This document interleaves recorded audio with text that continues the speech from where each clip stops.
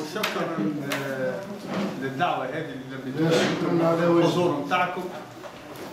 عودتونا اليوم واحنا عودناكم زاد في التام هذايا اوفا لا تونيزي. عملنا عده اجتماعات ما عادش نعدوها اليوم، فماشي شهر يتعدى وما نستقبلوش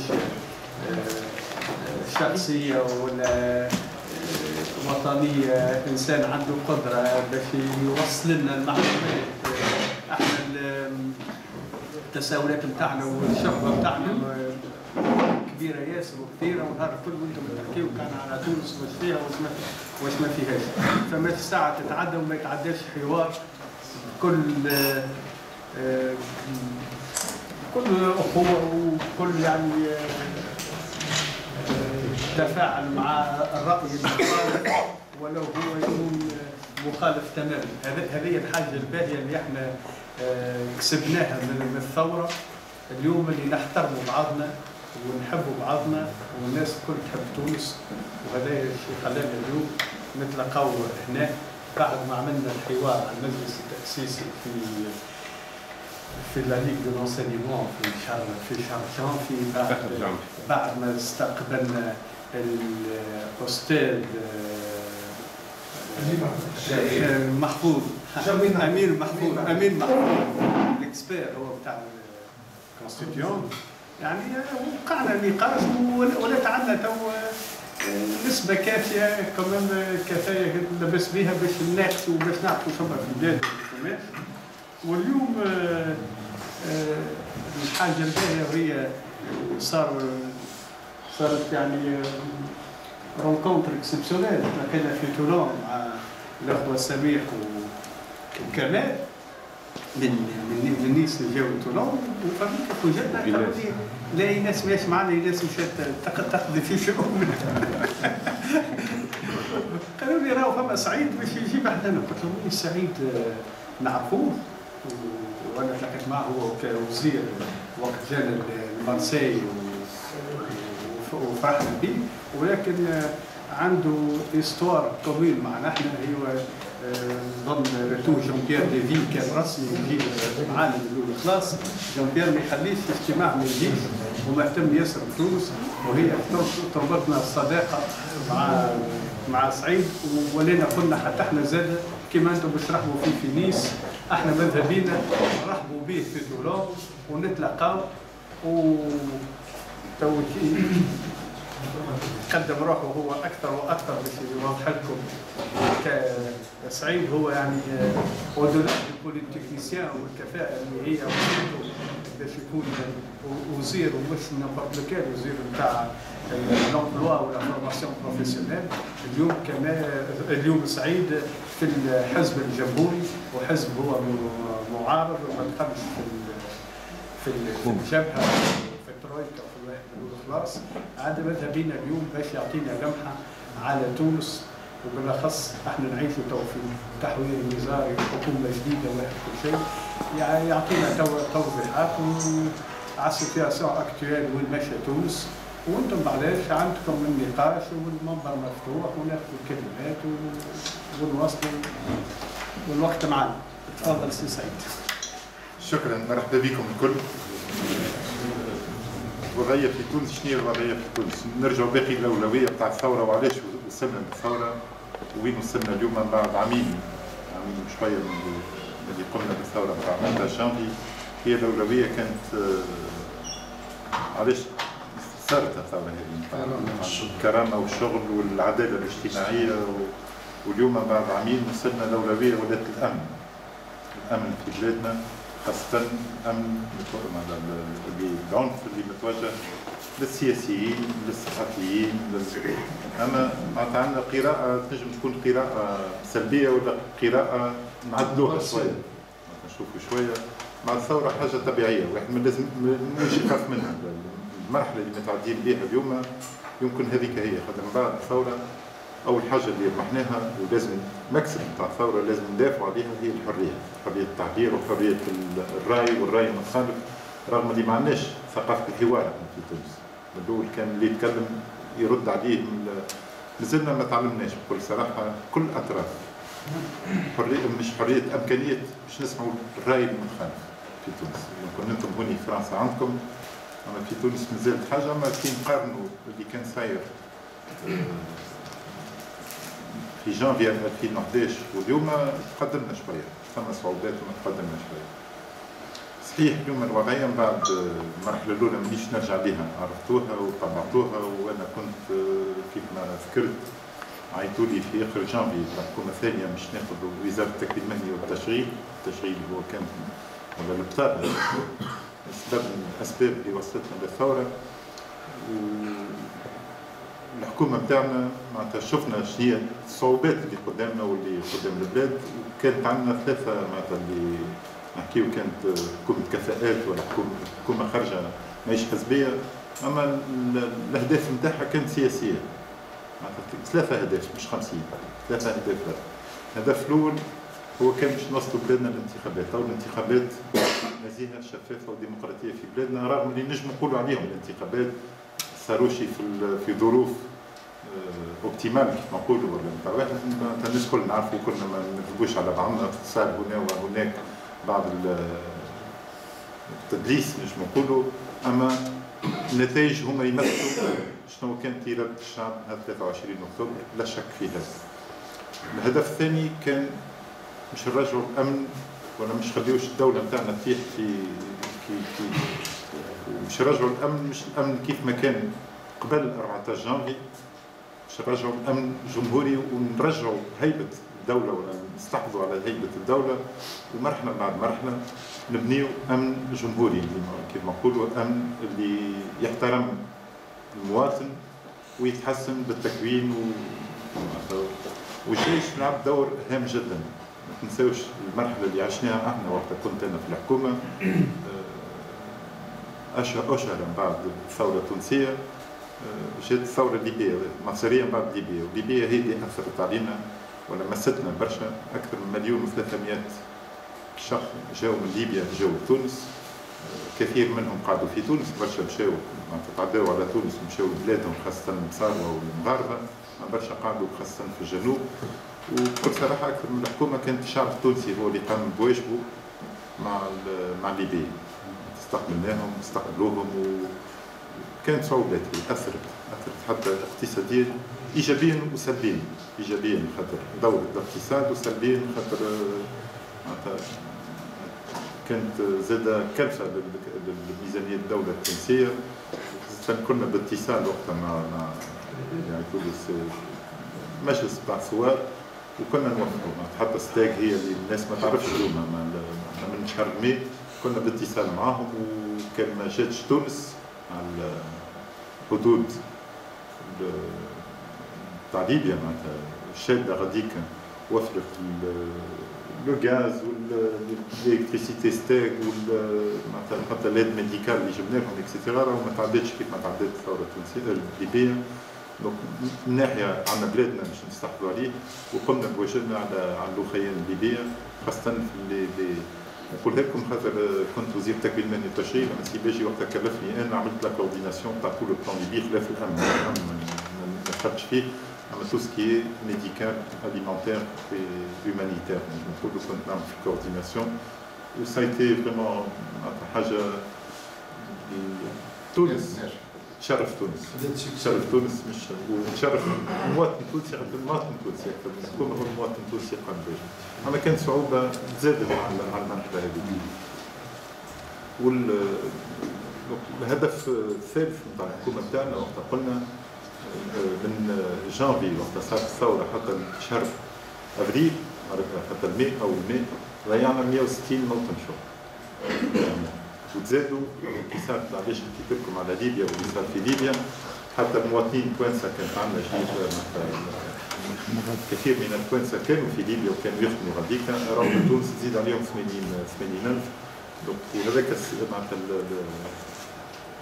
من ناحيه قمنا بثوره على المشاكل الاقتصاديه ومشاكل البطاله والتشغيل اكسترا، اما الثوره او النتيجه نتاع الثوره هي الاقتصاد نتاعنا، نحلنا 160,000 157 زيد عليهم 80,000 توانسه اللي راحوا من ليبيا وجاوا في وضعيه بطاله وحاجتهم باش نعاونوهم بصفه عاجله على الاقل باش ينجموا يلقاو باش يعيشوا، خاطر خلاو اللي كسبوه الكل خلاوه في ليبيا وراحوا الولايات. النقطة والهدف الثالث كان الاقتصاد نتاعنا ما يمشيش ما يتيحش، وشدينا البلاد حتى لين وصلنا للانتخابات. بعد الانتخابات شفتوها تكونت ترويكا، حزب حركة النهضة ربحت الانتخابات وصلت ب 36%، 89 مقعد في المجلس الوطني التأسيسي. كونت الترويكا مع ويمكن غادي وين صارت الغلطة الأولانية، خاطر كي تحالفوا مع الترويكا ما بيناتهم شفتوها بصفة واضحة، واحنا قلنا حتى في المعارضة بصفة عامة قلنا راهو التحالف هذا مش مشكلة تحالف، واحد ينجم يتحالف ما ثم حتى مشكلة، التحالف ما صارش على أساس برنامج ولا كيفاش باش تصير إدارة المرحلة اللي قدامنا، كيفاش باش نوصلوا بلادنا للمرحلة الانتقالية الثانية، كيفاش باش نكتبوا الدستور، شنو البرنامج، شنو هما الأولويات، شنو هما الأهداف اللي تنجم تعطيهم للشعب التونسي ولا تم الشعب التونسي فيما يخص العدالة الاجتماعية، فيما يخص التشغيل، فيما يخص الاقتصاد، فيما يخص الاستثمار. وصلنا لحكومة اللي فيها 80 وزير ولا كاتب دولة ولا مستشارين عندهم امتيازات نتاع وزير، وهذه بدات صعوبة على الحكومة هذه. وقلناها احنا قلنا راهو الحكومة هذه ما تنجمش تمشي، وكل صراحة مهما حكومة 80 وزير ما تنجمش تحل مشاكل البلاد وتزيد صعب عليهم. شفناها التقسيمة كانت أكثر على تقسيمة السلطة ما بين ثلاثة أطراف، شكون باش يمشي للرئاسة، شكون باش يمشي لرئاسة الحكومة، شكون باش يشد المجلس التأسيسي. أنت عندك لازم الوزير معناتها حاجة غير طبيعية، باش تقول لازم الوزير نتاع المالية يكون من الحزب هذاك وما تخممش على الكفاءة واش باش يعمل، معناتها عورة محكاية.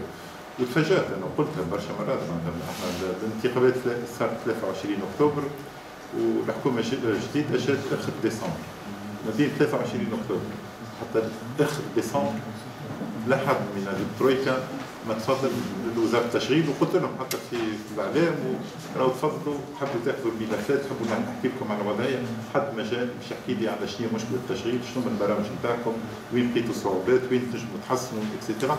أما مش مشكل، هذا كان تعلموا به، واحد ما يقعدش ينقل بالك يشوف شنو هي الصعوبات اللي بلادنا تعدات منها، وحاجة طبيعية خاطر ماهوش مستانسين بالسلطة وش معناتها شؤون الدولة وش معناتها مش برنامج، أما حاجة طبيعية معناتها.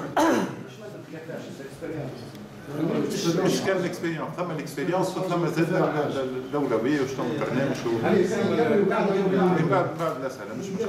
أما نعودها معناتها ماهيش حاجة مفاجأة كي تقراها، معناتها واحد ياخذ ان بو دو ريكول نقولوا ما يقعدش وقتها في وقتها تقول لا كان جيت نقرر راني ما نمشيش في الاتجاه هذاك. ما نجموش نقولوا لهم معناتها كيف ما قال معناتها ماهوش مستانسين بشؤون الدوله، تعلموا يمكن المكسب الوحيد هو يتعلموا ايش معناتها شؤون الدوله، وايش معناتها شؤون كيفاش واحد يبدا في الحكومه، كيفاش الحكومه اكسيتيرا.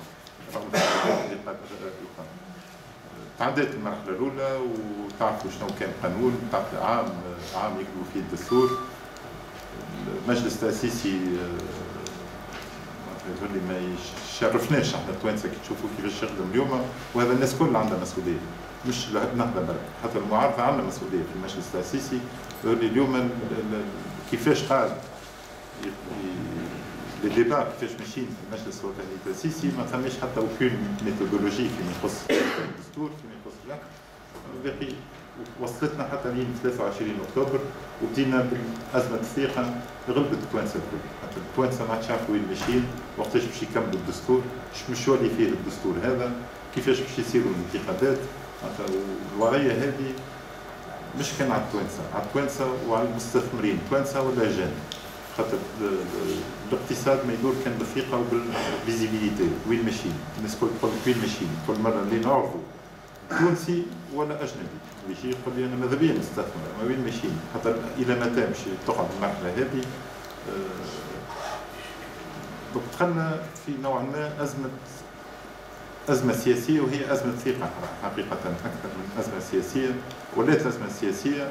وكي تدخل في ازمه سياسيه وازمه ثقه، المشاكل الاجتماعيه والمشاكل الاقتصاديه يتزادوا راهم الصعوبات يتزادوا. المرحلة هذيك اللي كان يخوف واللي مازال يخوف اليوم في تونس الانتقال الديمقراطي ولا نقولوش يخوف اما سلبيا هي العنف اللي قاعدين نشاهدوه. اللي المرحلة الأولى اللي كانوا هنا وهناك بعض الأحيان كانوا مشاكل تاع الأمن، أما منذ 9 أبريل العنف يظهر كأنه مخطط. اللي صار 9 أبريل ماهوش حاجة صارت هكا مفاجأة ولا كانت عملية مخططة. اللي صار وانا مشيت ورجعت لهم، مشيت لهمش وقت الأحداث، مشيت لهم بعد ورجعت لهم. اللي صار في الملاحة مثلا في رادس كان مخطط ما يشرفش توانسة. معناتها في دار تبدا السنة داخلة في الكوجينة اللي داخلة في بيت النوم اللي داخلة معناتها تبقى ضربوهم وهدكوهم ميليشيات. بكل صراحة ميليشيات ضربوا أتصور موجودين. اللي صار من بعد تم أحداث صاروا ما نجموش حتى نقولوا عليهم الكل حتى لين وصلنا المرحلة الأولى اللي صار قدام سفارة أمريكا. هذاك أثرت بصفة سلبية على تونس وعلى صورة تونس. أول مرة تصير في بلادنا اللي صار قدام سفارة أمريكا قدام المدرسة الأمريكية. اللي صار في سليانة كيف اللي صار قدام الاتحاد هذا تقريب ريحة أنا مش على 4 ديسمبر مش ريحة نقول لكم كيفاش صار. لا فيسبوك لا نقول لكم كيفاش صار حقيقة ما كيفاش صار. أنا ما كنتش مع الاتحاد مش ماشيش المسيرة مش ونقول لكم بكل صراحة نهارتها نقولها لكم في الصباح كلمني واحد سفير من بلاد عربية المغرب مش ما نسميه عيط لي كلمني ليلتها قال لي شحال غدوة على المقاومة. مشيت له قال لي رديت على روحي راك مستعد. العشية قلت مانيش ماشي المسيرة نتاع الجي بي تي باش نمشي على بر فرحات حشاد انا وزميلي في شادي فارس. كي وصلت القصبة شفتهم اللجان في ميت الثورة كانوا 250 300 شخص قلت له في الكعبية خلي روحهم مش لازم كي شافوني هبطوا لي 15 كنت في القاعة ودخلوا فيا 2 بات كاسي وشفتوا في اليوم كل شيء. لا ما قالوليش نهارتها مش قالوا لي راهم يعرفوني ماني ناجم باش نوريك هذاك كل عنف ولا مستهدف ولا مخطط في بلادنا خاصة الميليشيات اللي قاعدين يلعبوا فيها وهذاك اختاروا على بلادنا واختاروا على وغادي بين توانسة لازم تتوحد. غادي ما فماش ما نقولش ثم يمكن اطراف من بعض الاحزاب اللي يخططوا في العنف هذا مانيش نقولوا الحزب كله قاعد يخطط في العنف هذا مش بالحق. ثم اللي ضد العنف هذا ولازم توانسة تتوحد وتقوم قدام العنف. للاسف الشديد وصلنا لنهار 6 فبراير صار الاغتيال السياسي نتاع شهري بالعيد وهذا كارثة على بلادنا وتخلي كل تونسي امام ضميره يقول وين ماشي بلادنا. هل مش نكملوا في الاتجاه هذا ولا هل مش نقوموا كتوانسه الكل نتوحدوا ضد العنف ونرجع اللي قلت لكم الاول. الاولويه كانت التشغيل والتنميه البشريه والتنميه الجهويه والاستثمار والاقتصاد واليوم تبدلت ولات الاولويه اليوم في بلادنا نحلوا مشكله الامن الازمه السياسيه اللي في بلادنا خاطر كان هذو ما نحلوهمش ما ثماش الاستثمار ما حناش نحلوا مشكله البطاله نتاع بلادنا واكسيتيرا. وضعيه البطاله تعرفوا عندنا يمكن 700,000 بطاله المشكله هيكليه اللي عندنا لا اكثر من هكا خاطر 100,000 مش صحيح عام السنه 42,000 بالضبط منهم 22 في الوظيفه العموميه باقي كل حظاير واحد. معناتها رجعنا للتدليس نتاع الارقام رجعنا وهذاك ما حناش نبداو الثقه كان نبداو نكذبوا على الشعب التونسي وذول الشعب التونسي يعرف الكذب يعرف ما عليناش هي مش مشكله. لازم نشوفوا القدام ولازم نشوفوا شنو الحلول وشنو المشاكل باش نحلوها. كان ما نفهموش شنو هي الوضعيه نتاع البلاد ما نجموش نلقاو حلول ولا نلوجوا في الحلول فيما يخص التشغيل. المشكله الهيكليه اللي عندنا في بلادنا هي التشغيل نتاع المتخرجين التعليم العالي. معليش نقول هكا وهذا بصراحه كانت من 2003 ماشي له طول واكثر من هكا نقول لك في الحكومه لقيناهم لي زيتود معمولين في الحكومه اللي كانت تحكم بن علي معناتها وكانوا كفاءات يخدموا ونبهوا قالوا واهو راه مش نمشيو الكارثه راهو لازم تاخذوا وقعدوا دوسيات وما خذاوش القرارات وما خذاوش علاش نقول هكا 2002 2003 في الجامعه التونسيه كانت عندنا 200,000 اتيديون اليوم قريب نوصلوا 400,000 400,000 كل عام يتخرجوا توا 70,000 75,000 باش نوصلوا 2015 2016 باش تخرجوا 100,000 في الجامعه التونسيه والمدارس العليا التونسيه والاقتصاد نتاعنا يشغلوا كان 20,000 25,000 كل عام. نتقدموا باش نعملوا كان نكملوا كيف هكا باش نوصلوا ثوره ثانيه معناتها كل عام تزيد 50,000 متخرجين تعليم عالي ما عندهمش امكانيات شغل باش يدخلوا على سوق الشغل باش ندخلوا دونك لابد باش نبدلوا هيكل الاقتصاد نتاعنا وغادي ثم برامج وثم للاسف الشديد المرحله هذه وعلاش لازم المرحله هذه نقصروها ونوصلوا للانتخابات في اقرب الاجال باش نتعداو على مرحله نتاع 5 سنين باش الاصلاح نتاع الهياكل نتاع الاقتصاد ونتاع الهياكل نتاع الدوله نجموا معناتها لي في دو مانيير افيكتيف مش بالكلام مبارك كيما قاعدين نشوفوا. نرجع على العنف كان اليوم ما نقوموش امام العنف بصفه موحدين وشنو الخطر اللي عندنا اليوم معناتها شفنا عاد بالعريش كان صاير معناتها الاسلاميين تحطهم في الحبوسات ولا تحطهم في الخارج اللي يساريين تحطهم في الحبوسات ما يمشيوش في الخارج هذا مش ممكن مستقبل البلاد لابد مش يصير حوار لا بي ما احنا باش نعملوها ولا باش نستحوذوا على الوحده نتاع الشعب التونسي كان كل تونسي يحترم التونسي واحد اخر ويحب الحوار يحترموا حتى يبدا وانا نتمنى في بلادنا غير ما نتمنى لبلادنا وقلتها من الاخت ميا اللي العام نتاع الحزب نتاعنا نتمنى المرحله القادمه يصير تداول فعلي على السلطه بصفه المره الاولى تربح المعارضه نتاع اليوم وبعد يربحوا لي كونسيرفاتور متحدين ويعاودوا يربحوا المعارضه باش تدخل ثقافه الديمقراطيه الحقيقيه في بلادنا ومش تتعدل باش نوصلوا لنقطه وين كل تونسي يحس روحه فرحان ببلاده ويبقى بلاصته في بلاده يبدا هو الحزب نتاعو ولا الحزب اللي ينتمي ليه في السلطه ولا في المعارضه مش اللي يبدا في المعارضه يقول لك انا مضطر واللي يبدا في السلطه يسيطر على اللي قاعدين نحظوا فيه اليوم وهذاك هو اللي يمكن صعوبه اكثر صعوبه اللي عندنا اليوم كبلاد مش عندناش فاريتي بوليتيك لا عندنا فاريتي بوليتيك تو وصلنا لفاريتي بوليتيك ويقول لي المعارضه اليوم من بعد كي نرجعوا للنتائج 23 اكتوبر يشوفوا النتائج الحزب الاول هو تعرفوه جات نهضه 1,500,000 صوت الحزب الثاني هما الاصوات الضايعه 1,400,000 مشاو بالزبده ما عندهم حتى نتمثل في المجلس الوطني التاسيسي. نشوف الفاريتي بوليتيك اللي كونسيكونس من هذا العرض التاريخي. على كمل